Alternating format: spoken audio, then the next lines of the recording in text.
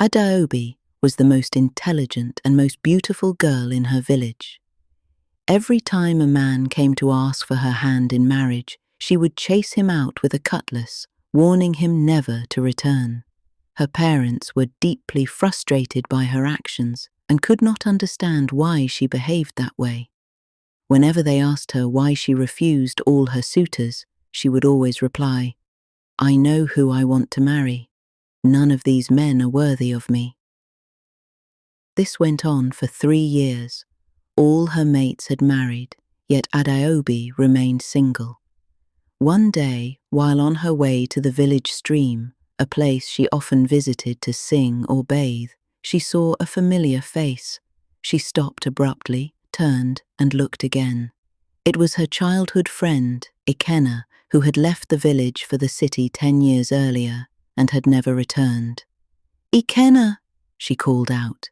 He turned, surprised, and instantly recognized her.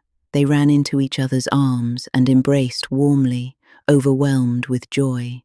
They sat by the riverbank, reminiscing. Adaobi told him everything that had happened in the village, including how countless men had come to seek her hand in marriage. When Ikenna asked why she rejected all of them, she replied as she always did, "They were not my type. They were not worthy of marrying me." Though surprised, Ikenna respected her choice. Over the next few days, they spent time together roaming the village, laughing, playing, and sharing memories. One night, as Adaobi sat alone in her room, she realized she could not stop thinking about Ikenna. She had never felt this way about any man before. It frightened her, but she liked it. She decided she would tell him the next day. After all, she was the most beautiful girl in the village. What man would reject her? The next morning, when the cock crowed, Adaobi bathed, dressed in her finest attire, braided her hair beautifully, and went to the riverbank where they usually met. She waited for hours, but Ikenna did not come. It was evening when he finally appeared. "Ikenna, where have you been?" she asked, upset. "We agreed to meet. I've been waiting all day." "I'm sorry, Adaobi," he replied gently. "I had errands to run for my parents and couldn't leave." She accepted his apology. They sat together, laughing and sharing stories. When Adaobi felt the time was right, she held his hand. "There's something I want to tell you." Curious, Ikenna listened. She confessed everything, her beauty, her rejected suitors, and how she had always waited for her Mr. Right. "Since I met you again, my feelings have changed. I like you. I believe you are the man I've been waiting for. I wouldn't mind marrying you." Ikenna was shocked but deeply moved. "But what about your parents, your suitors? I even heard you were betrothed." "That was only a rumor," Adaobi replied. "I made it up to stop them. I'm not interested in anyone else." After a moment, Ikenna spoke. "I like you too. I'm scared, but I'd regret not trying. I want to marry you, but I must first speak to my parents and get myself ready." "I will wait," Adaobi said.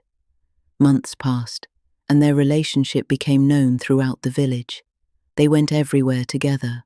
Adaobi was no longer seen alone. One afternoon, Ikenna visited Adaobi's home. Her parents welcomed him, but her father was suspicious. "When will you do the right thing?" he asked. "I will, sir," Ikenna replied. "I just need time." Soon after, Ikenna told Adaobi he had to return to the city to settle important matters, but promised to come back and marry her. He left the next day. After his departure, suitors returned in large numbers. Adaobi chased them away angrily. Her parents threatened to send her away, but eventually agreed to wait for Ikenna. One day, while walking near the bush, Adaobi heard a strange song. She followed the sound and saw a beautiful, colorful bird. The bird spoke. "I appear once every 5 years. I grant one wish to the most beautiful woman."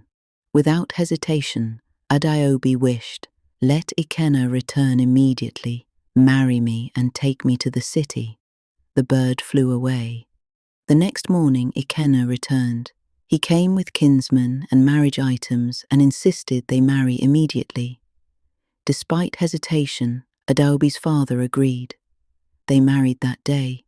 That night, Adaobi consummated the marriage. The next morning, Ikenna was gone. Later that day, Ikenna's parents arrived from the city, returning from his burial. Ikenna had died 2 weeks earlier. Adaobi refused to believe it. When the truth became undeniable, she ran to the river and confronted the bird.